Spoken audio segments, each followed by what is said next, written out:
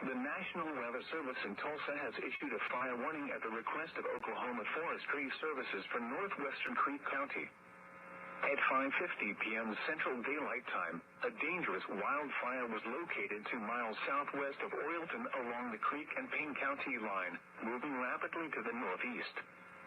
Areas impacted: Oilton and Highway 51 west of Highway 16. Additional information: smoke and fire will present a threat to life and property.